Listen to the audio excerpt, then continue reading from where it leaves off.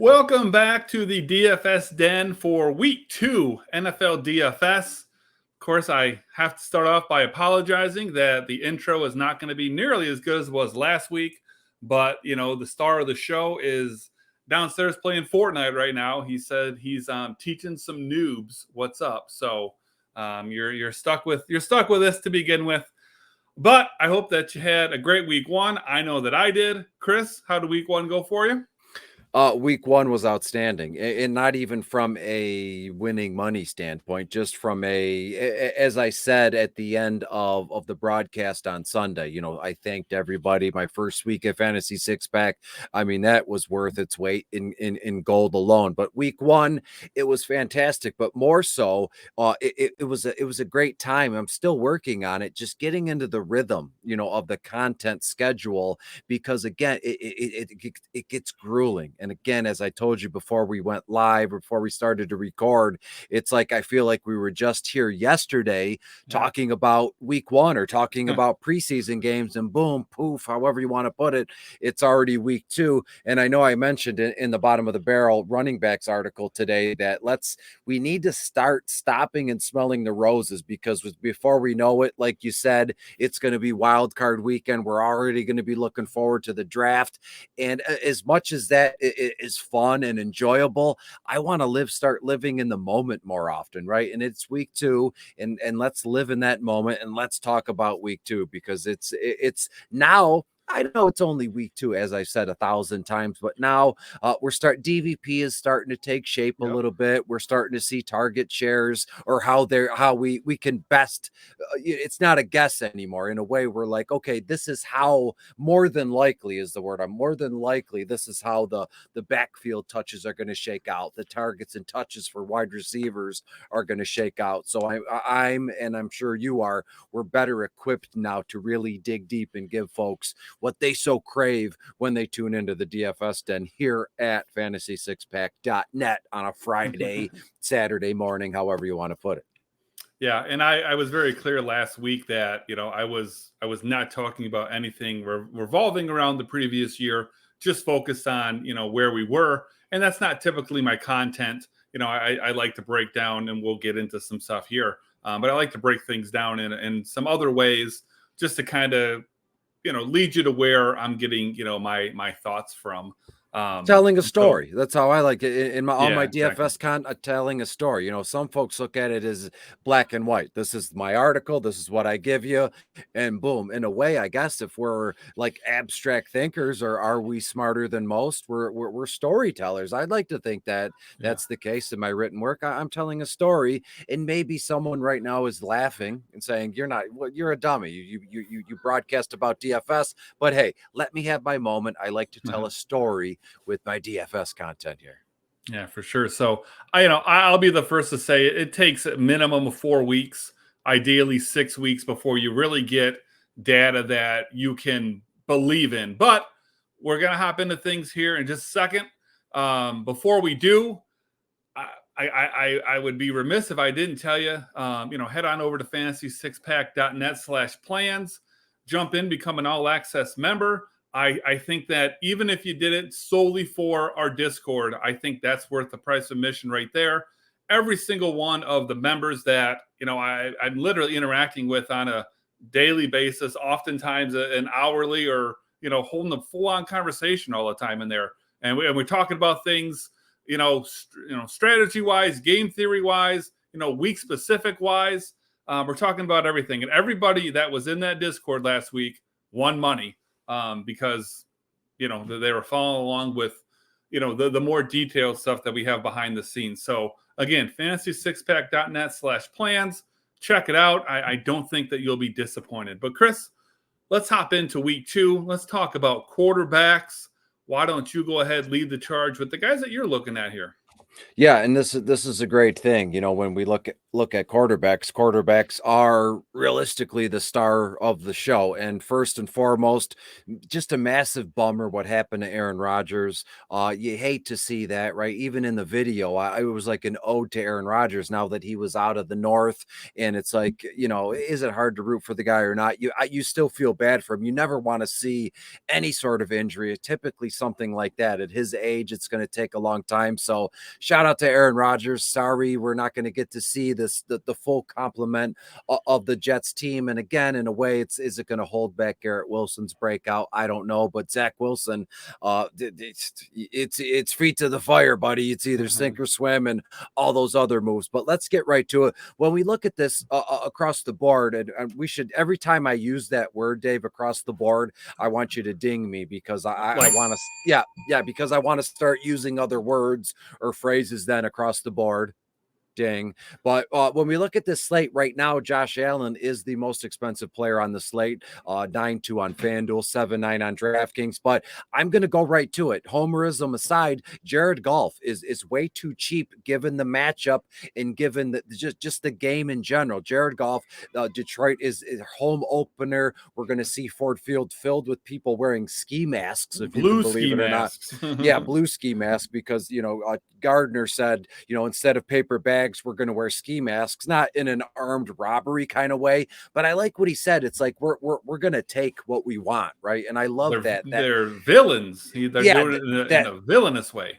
In a villainous way, in that grit. And right now, Seattle is there. Some of their talent is up in the air. Their offensive tackles, or excuse me, their offensive tackle, because Hutch and all them are going to eat. But let's talk about Jared Goff right now. Seattle 31st overall against defending opposing quarterbacks, and at home, it's going to be a beautiful thing. 7-3 on FanDuel, 6-2 on DK, only $28 on Yahoo.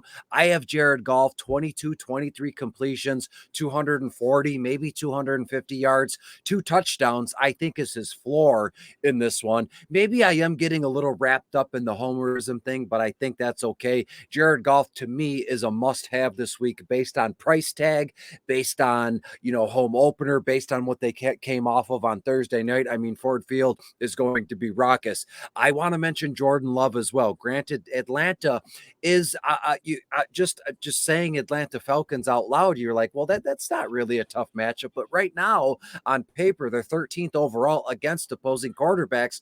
But last week against the Chicago Bears, Jordan Love made Chicago look stupid. It made them look foolish. Yeah. And Chicago Bears Twitter is still loopy. They're still fighting and scratching, and we're still going to be good and But when you look at Jordan Love, 7-2 on FanDuel, only 5-5 on DraftKings, $26 on Yahoo, 22 completions, 240, 250 yards. Again, a floor to me personally of around 2 touchdowns. Brock Purdy's in play against the Rams, the 32nd overall ranked Rams against quarterbacks.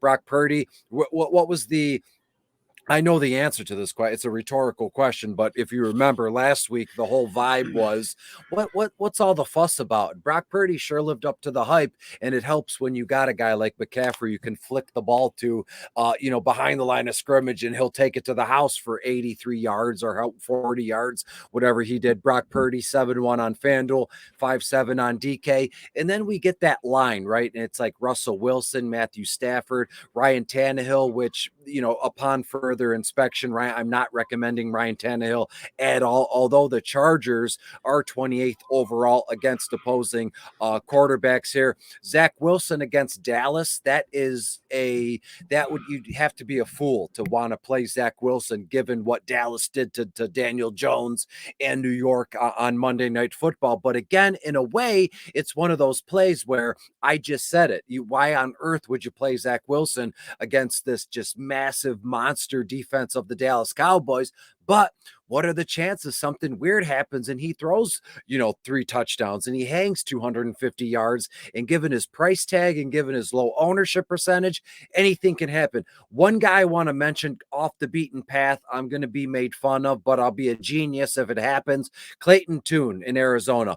I don't know how long Arizona is going to be able to hang with this Dobbs guy. He's been around long enough, and I know Arizona won, and it was a real nail biter if I'm not mistaken. But when when you look at the Giants, Arizona's going to be at home. When you look at the Giants, they're going to be mad, and the Giants are actually a good team. Their defense is actually pretty good. So I think that the Giants are just going to take out all their frustration on Arizona and the quarterback, and Dobbs is going to make too many mistakes. And at a certain point, I think we see Clayton Tune. He looked great in the preseason. And to be honest, I was shocked he didn't win the job right out of camp here. But Clayton Tune, 6'3" on FanDuel, only 4.6 on FanDuel, $20 on Yahoo. So just be aware of that. I'm not saying, build a lineup around him. But if you're going to multi-enter GPPs, make a lineup or two with Clayton Tune, because that's the kind of play that, again, nobody ever sees coming. And even if he plays only the second half and he hangs a couple touchdowns, ownership percentage will be, it decimals, probably won't even be 1%. So to me, be on the lookout for Clayton Tune, and along the same lines, maybe Drew Lock as well.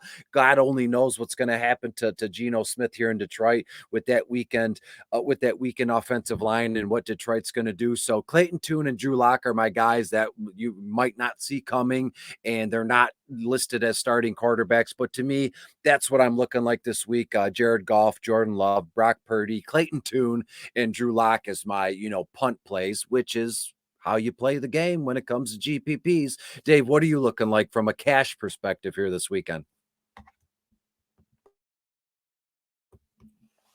We'd love to hear what you're saying, but I think you are muted right now. I apologize. I was muted because my son is downstairs losing his mind on Fortnite, and I didn't want to interrupt you.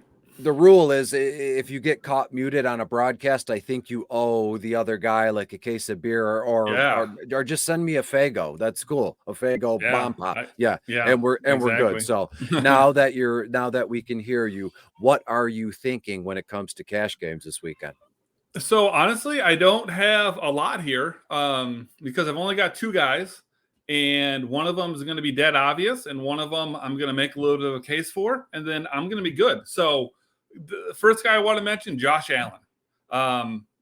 Josh Allen, absolutely terrible Monday Night Football against the Jets. But Josh Allen is still that dude to me. And I guess in a nutshell, my simple suggestion is let everybody else overreact, put him in your cash lineup, and move on with your life. The other guy that I think is worth consideration, and this is a guy that I know a lot of people played in week one, and I just couldn't. But, he showed me a little bit in week one, enough to where he's here for me now, and that's Anthony Richardson. I don't necessarily know that he's going to make me, eat my words about never turning into a good NFL quarterback. But for DFS purposes, at least for now, he's very much in play. QBs that can get, yards and touchdowns on the ground are just an absolute cheat code in DFS. It's a small sample size, but he did have 2 of the 3 carries inside the 5-yard line for the Colts. So, that's pretty massive. So at least after week one, Richardson has proven that he's at least in the conversation for one of those cheat code, quarterbacks. And he's got a pretty soft matchup against Houston as well. So, I'm probably going Allen because I think there's other ways that I can save money. I'd be playing Richardson for the savings, not so much because of what I think he's going to do.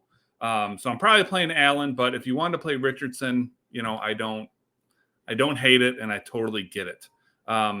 With that being said, let's go ahead and move on over to the running backs. Chris, did you want to go ahead and take the lead here?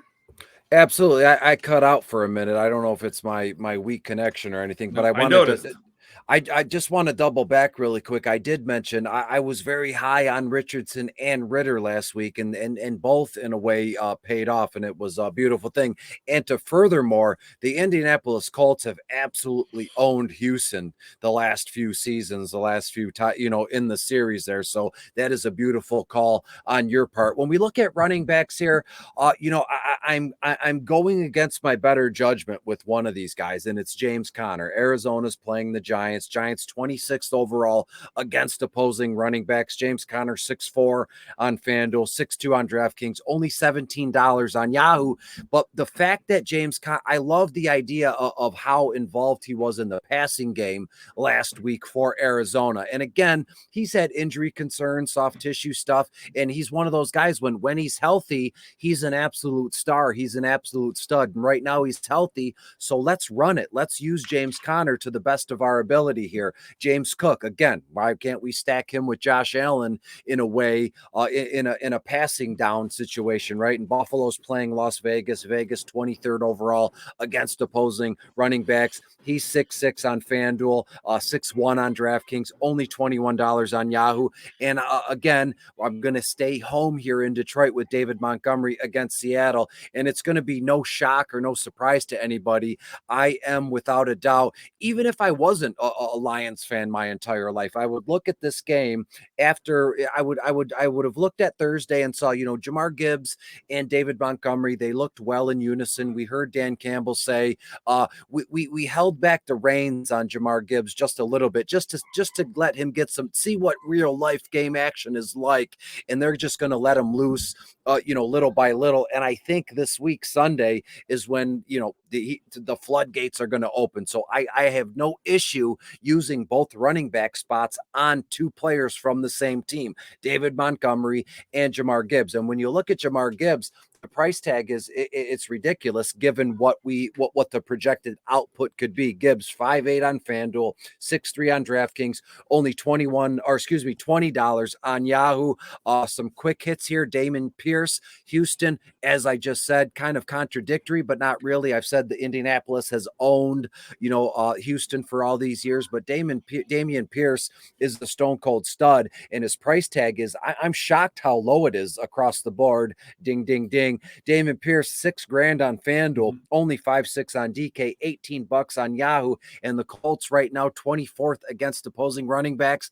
And lastly, I could do a lightning round here. I know I'm going to leave the Ravens running backs to you because I know you hit big, or well, I know in the Discord you were being applauded like king shit for your Justice Hill call or Gus Edwards call, and it was beautiful. And I remember the owner of the site, Joe, on Discord, if you remember correctly, he goes, how did you know Gus Edwards? And I'll save that for another day. But in a lightning round kind of situation, it would be I'm going to go back to Jerick McKinnon. I'm going to go back to Deion Jackson in Indianapolis. Those week one was an anomaly. They're going to be used more. They're going to be used in a better spot. Tyus Spears, Tennessee's rookie running back, and Rashawn Johnson in Chicago. He's going to be, if not already, their lead back. And Chicago's in Tampa Bay. Tampa Bay's 18th overall against opposing running backs. And he looked good, right? He found the end zone. Chicago, the Bears as a whole didn't look that good, but he did. That was a bright spot. So I'm going to kind of double down or do what I can to get Johnson in a few lineups, in a few GPP lineups as well. So as it stands now, my running back in my FanDuel lineup would be both Detroit Lions running backs, Demont and Gibbs, and then I would put Johnson in the flex spot and then fill in the blanks elsewhere when we get to wide receivers. What are you looking like at cash game when it comes to running backs? Yeah, so I kind of like to go through these guys, position by position with where I'm sitting as of Friday night when we're recording as far as preference, right? And for me, right at the top of the list is CMC. I will probably say it every week, and maybe I need to get dinged when I say this, but volume is king in DFS. And, having a ton of talent, that doesn't hurt either, man.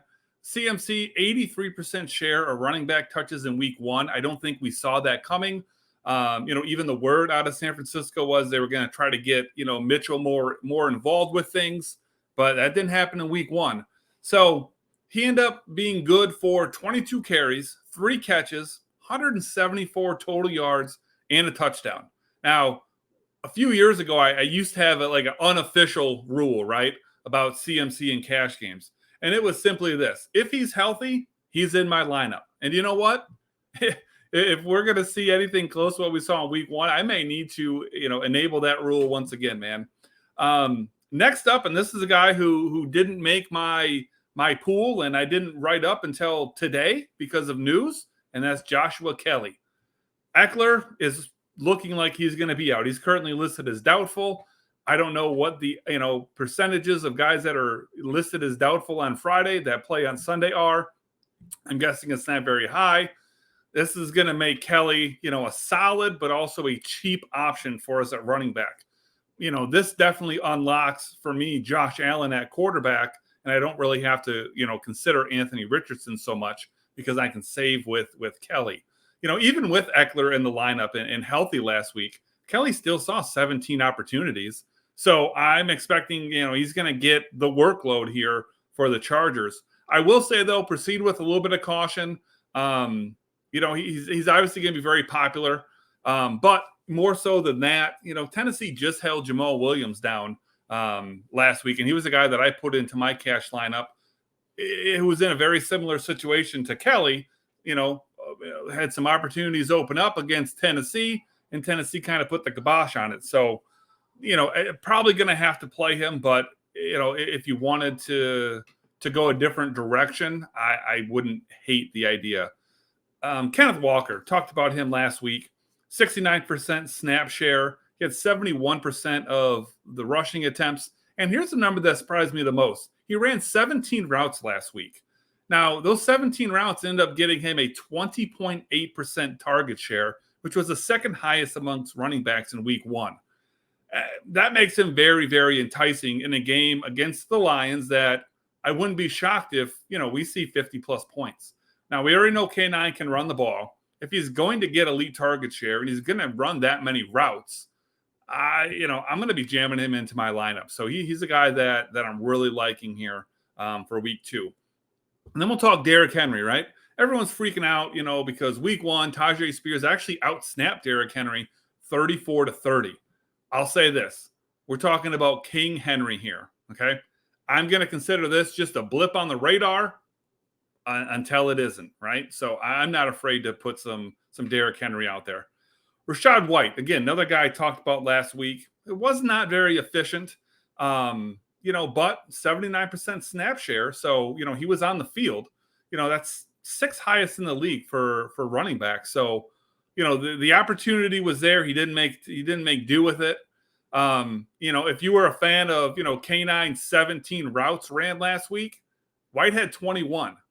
And this is what he's known for. And this is why, I was on him last week and I'm on him again this week. He is the RB1 in that offense, but he's also a tremendous pass catcher. So on DraftKings, especially full PPR, that's not the same cheat code as a running quarterback, but it makes a difference. With what we saw in week one, he still does hold some risk to me. I'm a little bit risk adverse, in cash, but if the volume continues, he's a guy that, you're going to keep hearing me talk about week after week. And the last guy I want to mention, Joe Mixon. Bengals offense was just brutal in week one.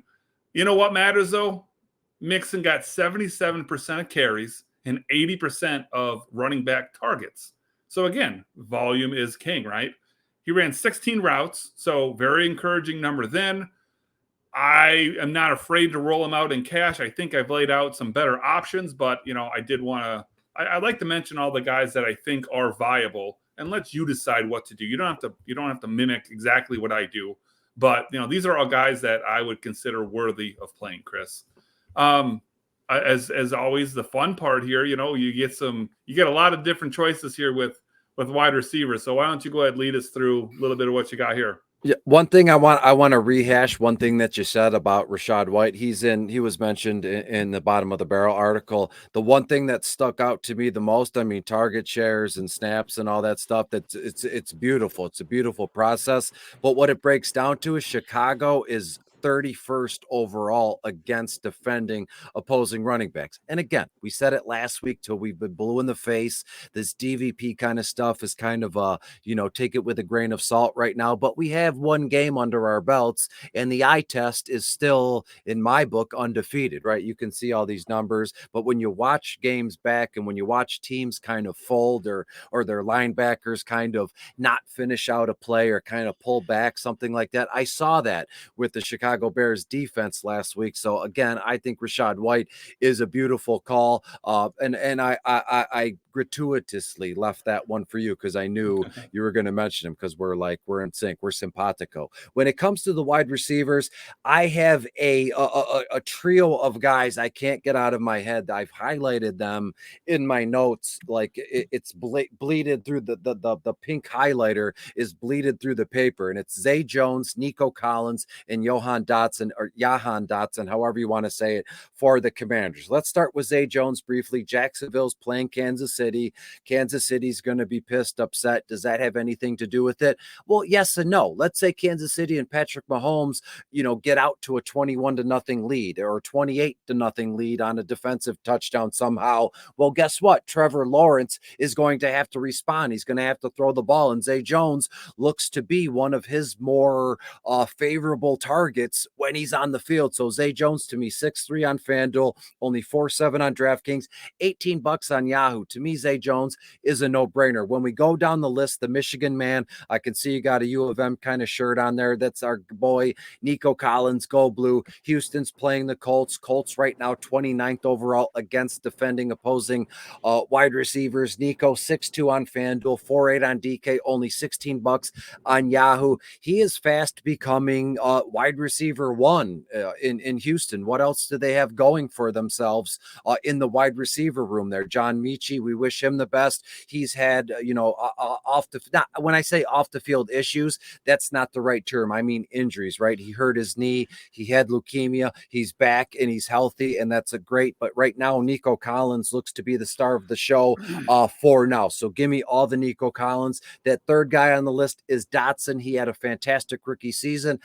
I guess since at the beginning of the show, I mentioned how the DFS den seems like we just did it yesterday. And I know for a fact I mentioned Dotson last week. So let's run it back this week. Washington goes to Denver. Denver right now 28th overall against opposing wide receivers. Dotson just too cheap still. 6.1 on FanDuel, 4.9 on DraftKings, $15 on Yahoo. And to put it into perspective, Dotson 6'1" on FanDuel, and Terry McLaurin, he's only 6'4" on FanDuel. So why couldn't we do that double Washington Commander stack? I wouldn't mind it, Terry and Dotson, and we get like a large portion of that offense, it through the air in a way. And a couple other guys I have down here, Josh Reynolds in Detroit. We saw him he does so much for this team, and Dan Campbell mentioned it, where like things that don't show up in box scores, that don't show up in broadcasts like this or in written articles. Josh Reynolds is a guy that you'd want on I sound like Chris Collinsworth right now. Here's a guy, right, Josh? But Josh Reynolds, to me, when you look at him, only 5.9 on FanDuel, 3.7 on DraftKings, and again, he's only going to see 3 or 4 targets, and he'll catch 3. Maybe he'll be perfect. He'll catch every target that is thrown his way, and he'll hang 45, maybe 50 yards. But that boom portion is the touchdown. And again, I think the Lions score just whenever and however they want. So give me a little taste of Josh Reynolds. I want to go back to Drake London in a way, but that goose egg, that 0-0, that's just I can't. I'm gonna wait until we see something out of him before I really bend over backwards for him. Treylon Burks is another guy. Him and Drake London, to me, forever going to be connected. Same draft class. When we look at these guys, and all I remember when I look at, I have him written down, I have him highlighted, but all I see is there was a portion of the game they cut to the sideline last week, and Tannehill was sitting on the bench like this, and Burks was sitting next to him doing the same thing. Just bummed out, not talking, not communicating, not active at all. That's not good. But in a way, in my weird warped mind, I gravitate to that kind of stuff when it comes to GPP plays, because the Chargers dead last against opposing wide receivers. So, if Tannehill and Burks are going to do anything, if they're going to start something and get their season, start their season, you can start it over in week 2, however you want to put it. It's got to be this week. And Burks, works. 5-4 on FanDuel, 4-5 on DraftKings. And last but not least, I'll give you this kid. You mentioned him last week, and I was bummed I didn't mention him first. And it's the kid in Green Bay. It's the rookie, Jaden Reed. Green Bay's playing Atlanta. We know who the star was of that show in Green Bay. It was Jordan Love, and wasn't it Romeo who caught all those touchdown passes, if I'm not mistaken, who you touted as well. But Jalen Reed, the rookie out of Michigan State, 5-1 on FanDuel, only 3-4 on DraftKings, $13 on Yahoo.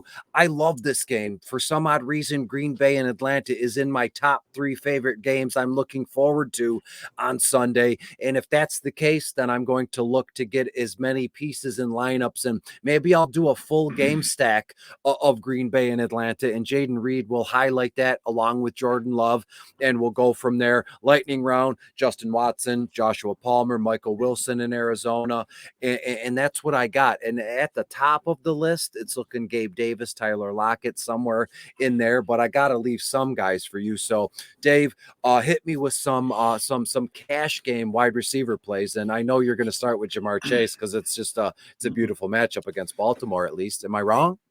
No, you're not wrong, but I'm not going to start with Jamar Chase because, I was going to point out that whenever you go out of your way to get in depth with somebody, and then I go out of my way to get in depth with somebody as well, you might want to star that one, highlight it, triple underline it, take a photo of it.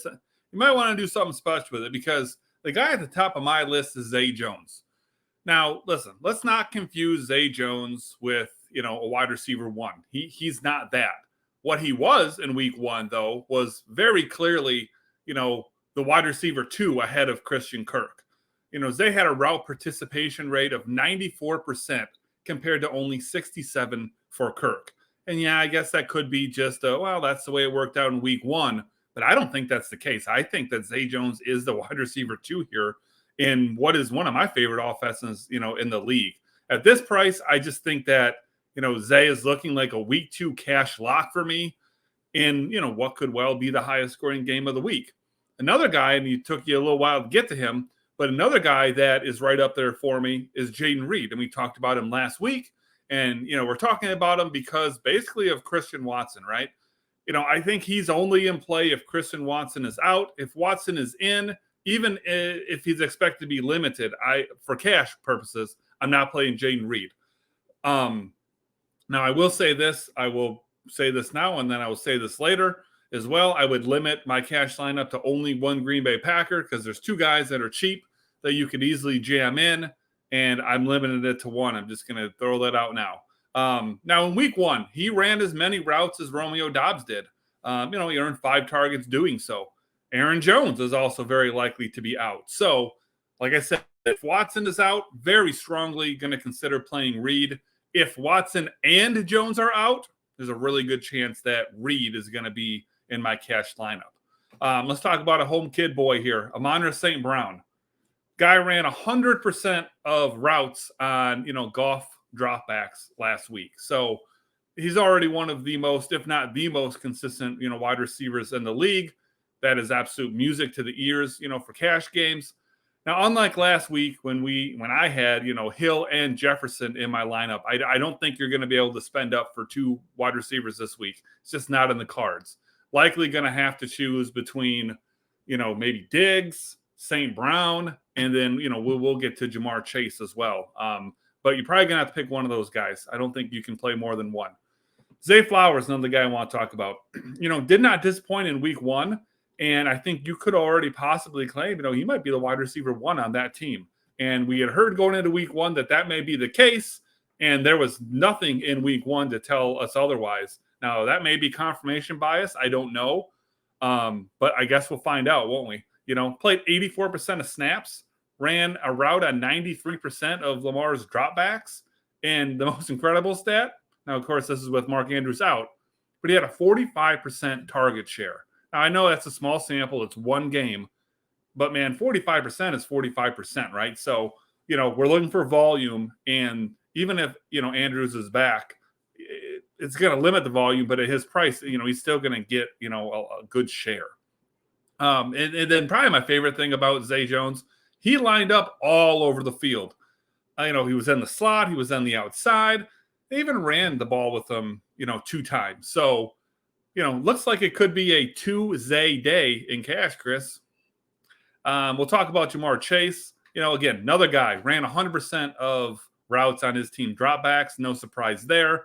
He's expensive, but, it's Jamar Chase. I know that the Bengals were terrible in week 1. I've already, mentioned it. Just like I said with Josh Allen, let's not overreact.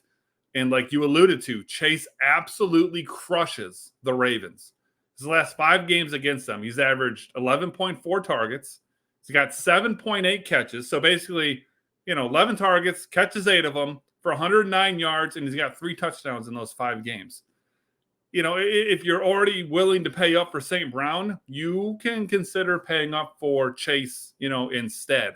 But I feel like you really got to play one of those 2 guys. Deebo Samuel's another guy we'll talk about. I think he was mispriced heading into week 1 and kind of had, a meh game, which leads him to be mispriced into week 2. I get it if you want to go elsewhere, but correct me if you've heard this before, Chris. He ran 100% of the routes on San Francisco dropbacks this week. And you might say, well, geez, Dave, you've talked about 4 or 5 guys who have done that. So is it really that uncommon? Yeah, it really is that uncommon. I believe there was 7 guys who ran 100% of routes on their quarterback dropbacks. Just so happens to be, like I said, volume is king in DFS. So those guys catch my attention. And if you want to play, Stephon Diggs, you can. I don't force correlation. I don't force stacks in cash games. I like St. Brown. I like Chase more than I like Diggs. But I'd be crazy if I didn't at least mention it to him. If you did want, to force that correlation. Again, I wouldn't, but I don't hate it if you do. Chris, everyone's favorite position we know in DFS is tight end. Do you want to lead? We want to lead the charge here. Talk about some non-injured tight ends. I know the list isn't very long. Absolutely. And really quick, I want to point out to not only you but everybody watching. I keep notes. Right. I do my own notes, but anytime I'm on a broadcast, if it's with you, if it's with the Pope, whatever, I always keep a pen and paper because I'm always looking to learn. Like I'm never the smartest guy in the room. And I wrote down in red in capital letters, Tuesday day. There's something about Tuesday that. Day. There's something about that I like. So I'm going to have to go when I get in bed tonight. I'm going to, rework my lineups and see what we got going. But when we look at the tight end position, non-injured guys, Travis Kelce, Mark Andrews, still got the big red Q tags next to their name. And I like to do this when my written work and even when I broadcast to put, price tags into perspective. Travis Kelce's 8.5 on FanDuel. Mark Andrews is $8,000 on FanDuel. So just keep that in mind as we go down the list, or as I go down the list and mention a few guys that I'm into. I'm going to start with Hayden Hurst once again, Carolina. And again, when we look at the tight end position, you're going to see, week to week, you're going to see repeats. And if Hayden Hurst did nothing last week, I don't care about last week, right? I shouldn't say that. I do in a way, but every week from a DFS perspective, it's a new week. That's the whole draw behind DFS. You're not tied down to a roster, or you're not married to a collection of guys throughout the season. You can keep switching things up and go from there. And Hayden Hurst, to me, New Carolina's playing New Orleans, and New Orleans with Derek Carr, they looked good. They had that last minute play. The only reason I'm mentioning this is because I saw it right before we started a broadcast where Derek Carr said, Rashid, just run a go route, just run, and he got it, and they were able to kick and go up 1 and win the game. But regardless, I digress. Hayden Hurst, only 5.4 on DraftKings. And when you look at him, I'm expecting, the target share is not going to be crazy, but given the price tag, given the matchup, given the fact that I think Vegas, let me flip the page here and look at this game. The fact that I have Vegas hanging, can we get elevator music while I look at it? I have Vegas, looking to hang probably 21 to 24 points in this one. So Carolina's going to have to do something to keep pace. And I think there's going to be moments in this game where Hayden Hurst is just wide open in the center of the field. Now, is the quarterback, is Bryce Young going to be able to see that? Is he going to be able to catch that? And if he is, then boom, we're in the money with Hayden Hurst. As we move down, I'm not going to say across the board, that would be a ding, but as we go down Yep. As we go down here, I was going to say David Njoku, but Pittsburgh's a tough match. Cleveland and Pittsburgh, they hate each other and they just go at it. And I wouldn't be, even in today's day and age of the NFL, I wouldn't be shocked to see like a 3-0 final in this game because these two teams hate each other so much. Kenny Pickett, I don't know what the heck's going on there. And with Watson, he's still trying to find his footing. So I'm going to pass on David Njoku. I want to talk about Dalton Kincaid briefly. I did mention on the Monday Night Football video how Kincaid was above Dawson Knox in terms of the pricing. And that doesn't mean that's not a, how can I put it? That's not the depth chart, right? Dawson Knox is still the guy in town. He's still the tight end one, however you want to put it. But slowly but surely, they drafted Dalton Kincaid because he is more of that hybrid. He's more, is Dalton Kincaid more of Kyle Pitts as Kyle Pitts, right? They drafted Kincaid more of as a receiver than a tight end. Dawson Knox is going to be blocking more, leaving Kincaid open and around to run around and do as he pleases. And I said Buffalo is playing Las Vegas. Vegas is 20th overall against opposing tight ends. And if you're so inclined to take Dave's advice here and use Josh Allen, and stack him up. And you don't want to force correlation. I love that you said that. But if you wanted to, you could do Josh Allen, Diggs, and then stick in Dalton Kincaid there. I'm thinking 3 to 4 receptions, 5 to 6 targets, 3 to 4 receptions.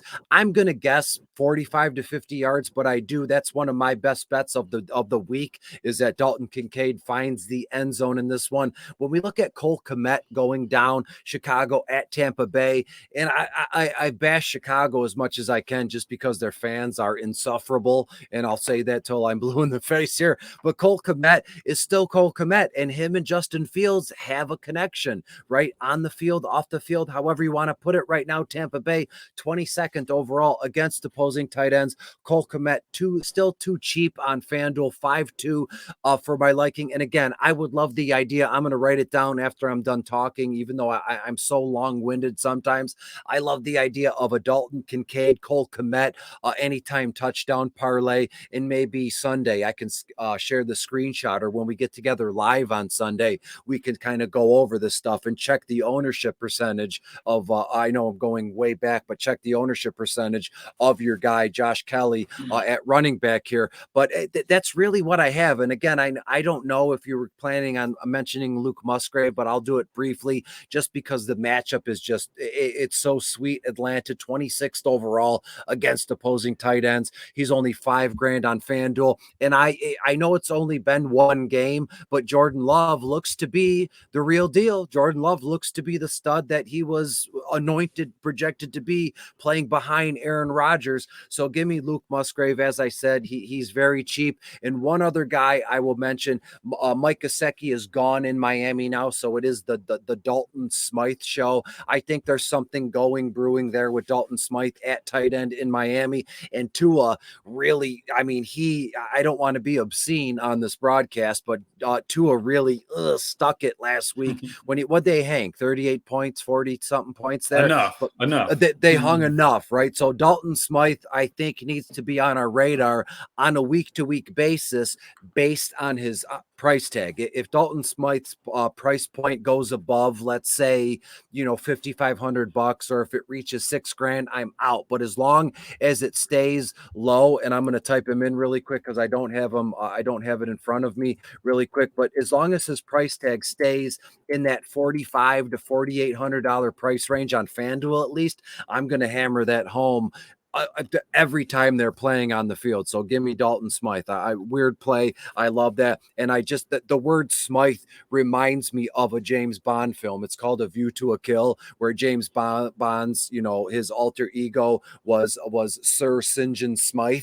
And so I don't know. That's how my brain works. So give me Dalton Smythe to score a touchdown as well. So, hey, Dave, I've talked for like 10 minutes realistically about nothing, but let's do Kincaid, Cole Kmet, and Dalton Smythe all in a 3-leg parlay to score a touchdown. I'm going to write it down, and I'm going to let you talk now and catch my breath.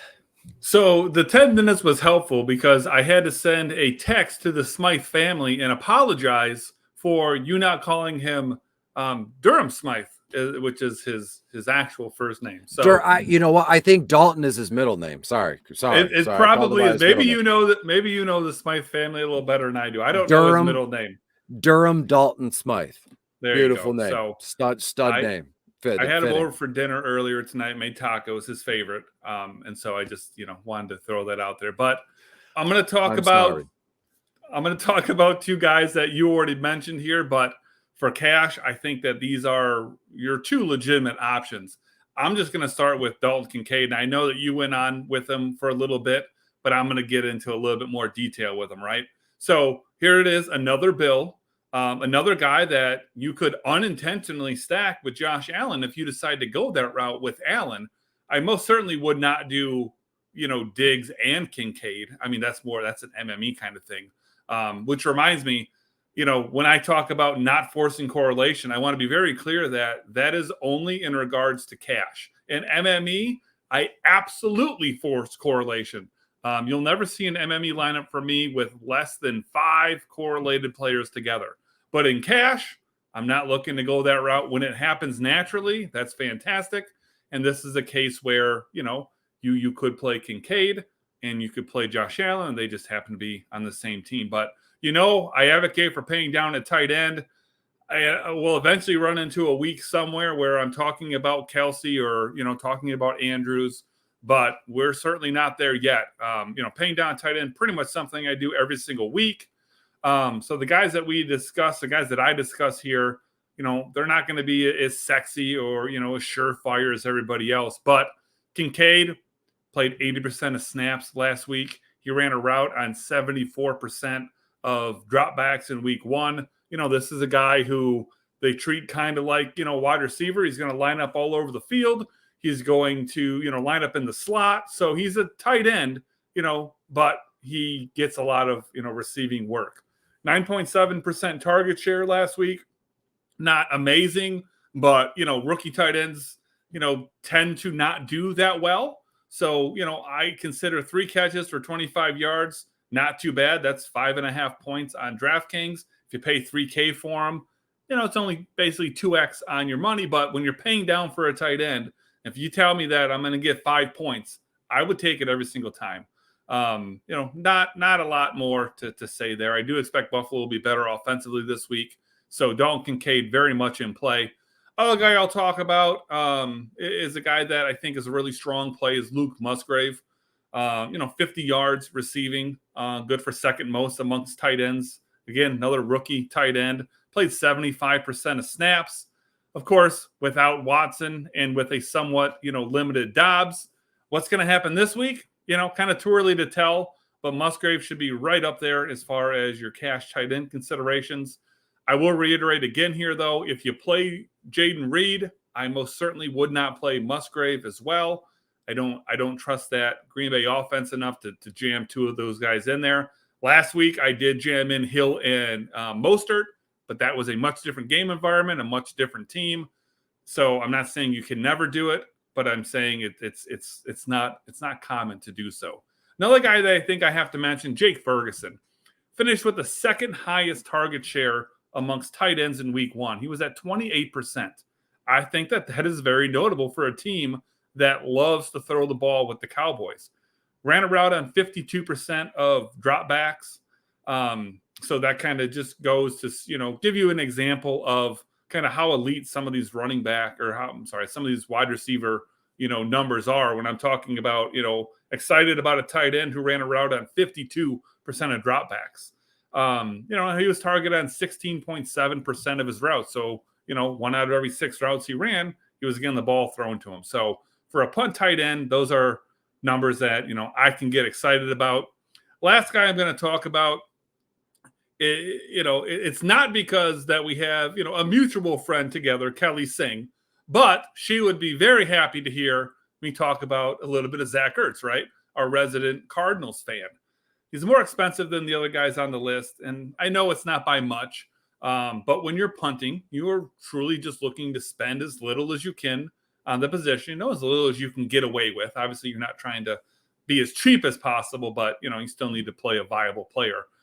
But Ertz has got to be mentioned here after what, we saw in week 1. He ran a route on 91% of Arizona dropbacks, got 10 targets while doing so. Good for a 33% target share. So Jake Ferguson was second with 28.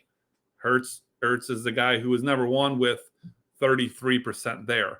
If you end up playing, Jaden Reed this week, then, Ertz becomes extremely viable at tight end.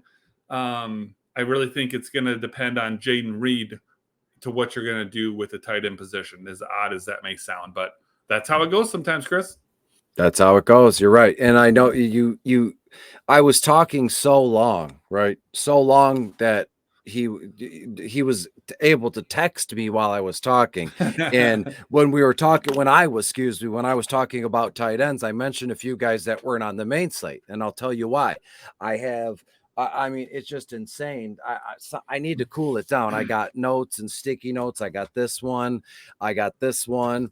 I got this one. And the only one that I don't have that I needed the most was my sticky note of tight ends that I wanted to talk about on the broadcast. So forgive me for that. I did mention a few tight ends that aren't on the main slate. So if I may have a redo, I'll keep it very short and I'll keep it very sweet. Right. And it's gotta be right. And I'm gonna type him in to make sure that he's on the main slate, and that's Adam Troutman. Denver's playing Washington. He is. And it looks like Dulwich is. I think Dulwich has already been. Yes, he is definitely out. Right? Troutman is most certainly in play for MME. He was almost in consideration for cash if we didn't have that Green Bay news, which makes Musgrave so playable. But yeah, and Troutman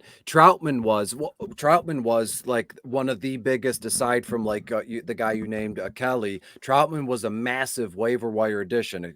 Aside from Paco in LA, Troutman was also a big waiver wire ad. And speaking of correlation, I found over the years that waiver wire, the following week's waiver wire ads are if you rewind it, are guys that played well the week before, and you can figure out a system in terms of DFS plays based on waiver wire ads and articles. So I play seasonal and dynasty fantasy football. I read a lot of articles based on that stuff, not as much as I'd like anymore, but every once in a while I'll read a good waiver wire article, specifically from friends or people that I've long trusted and looked up to. But give me all the Adam Trout that I can handle. Denver, as I said, is playing Washington. He's only $4,600, on FanDuel, and he's going to see a healthy amount of snaps and targets and touches and all that goes into that.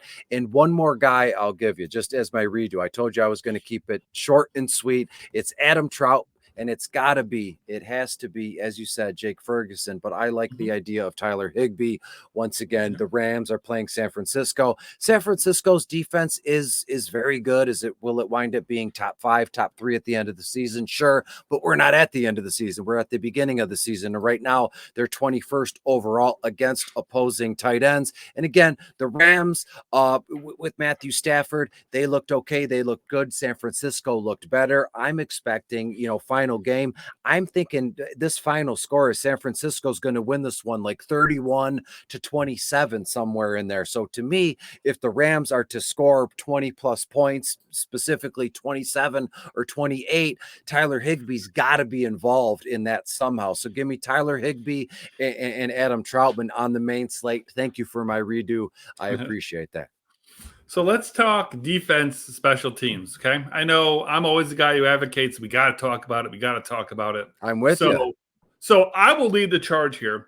And one thing that, Joe Bond, the founder of Fantasy Six Pack, always gives me a hard time about is, when he asks me a DFS question, 85% of the time, and I don't exaggerate, 85% of the time I would say, I preface my answer with, it always depends, but, and I think that defense is, for me, for this week in week 2 is an example of, well, it depends, because what I say last week about defense. Last week I said, all I do is punt defense. Very rarely do I play a defense that's over, on DraftKings at least, over 2,500. It's always I punt defense.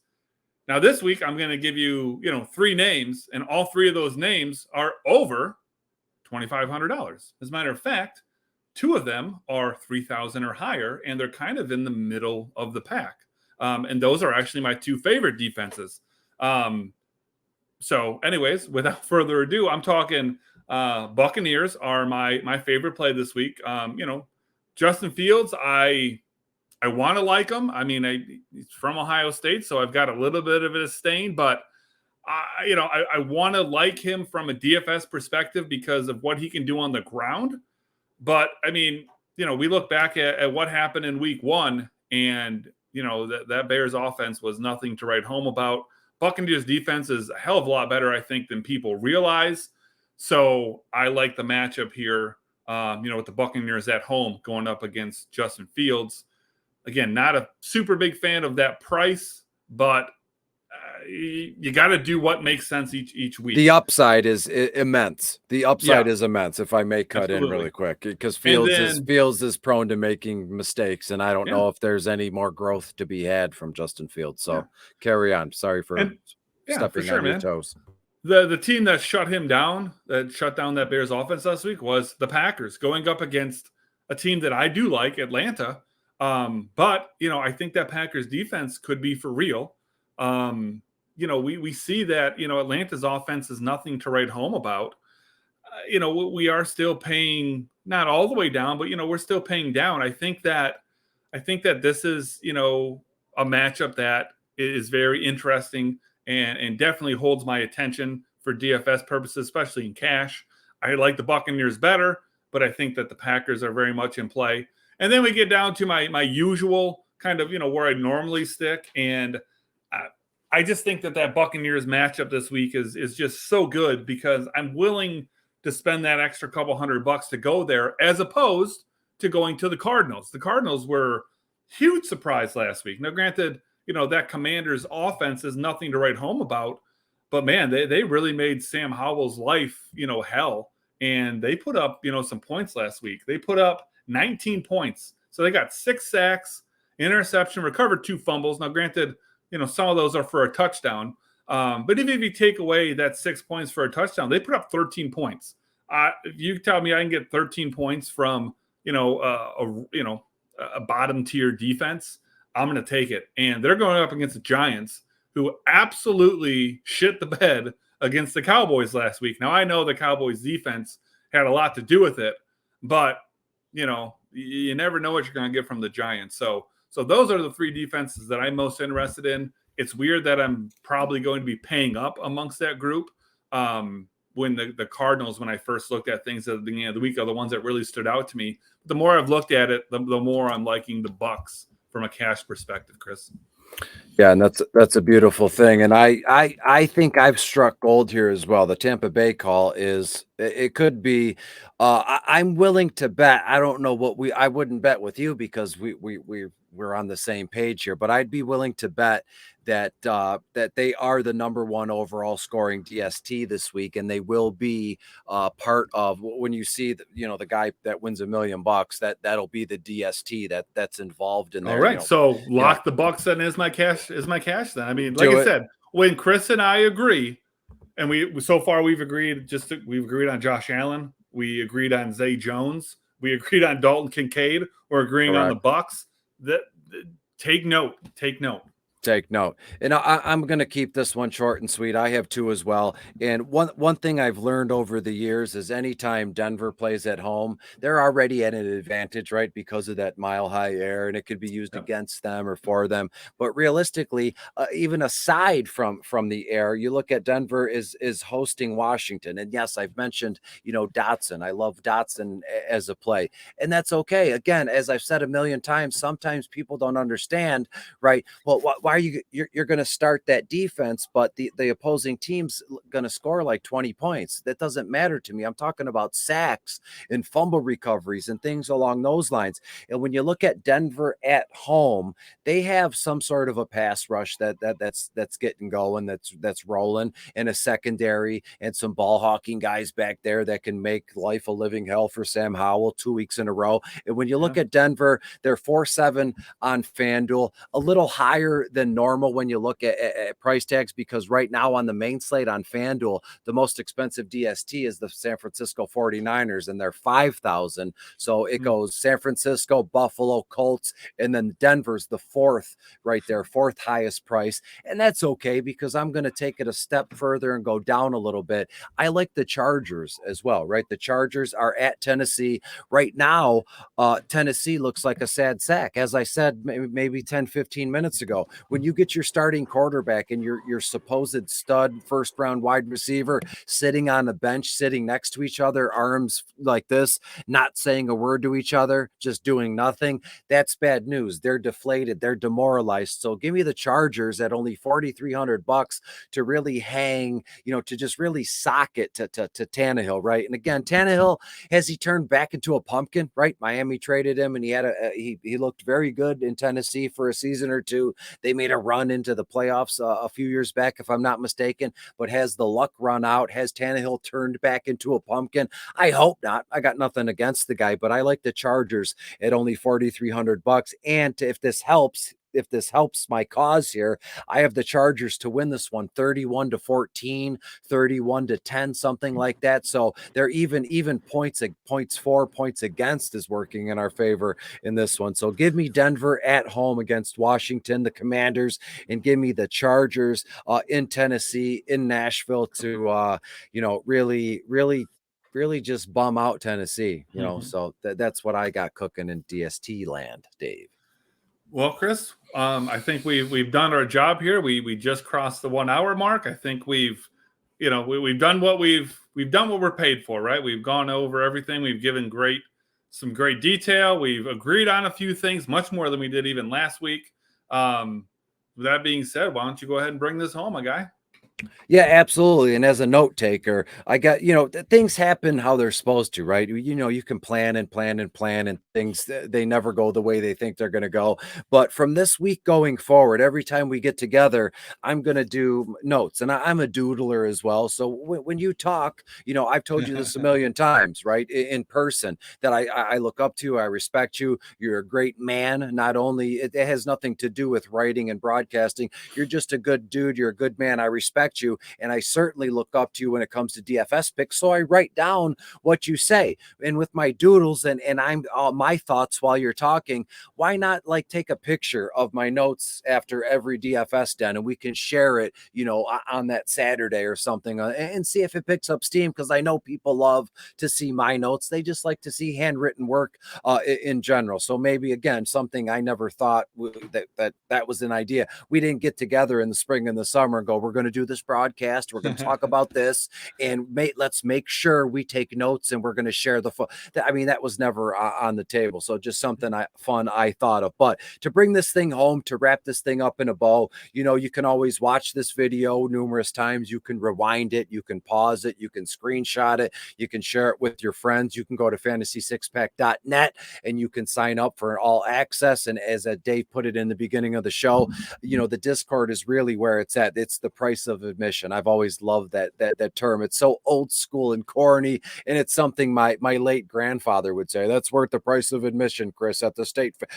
Riding the pony is only $2, but that's worth the price of admission at the Michigan State Fair, Chris. So to me, go there, go to the website, or even go to @DetroitBeastie or @Corporal Eddie. It is in our Twitter bio. The link you click on, and boom, it'll take you to the options. Sign up and hang out and be part of what we got going on here at Fantasy Six Pack. We already know that they have one of the best collection of people in the game in terms of rankings and projections. And now Dave and I together, along with Keith Fleming and a couple other people, we're going to bring Fantasy Six Pack to the forefront, ahead of the game when it comes to DFS. So get in now on the ground level before this thing blows up and we're looking at millions of views. And then if that happens, we're going to have to raise the price. And so get in on the ground level, get in on the ground floor for now. So until we see you again, let's look forward to getting together not the same time, but we're going to get together Sunday.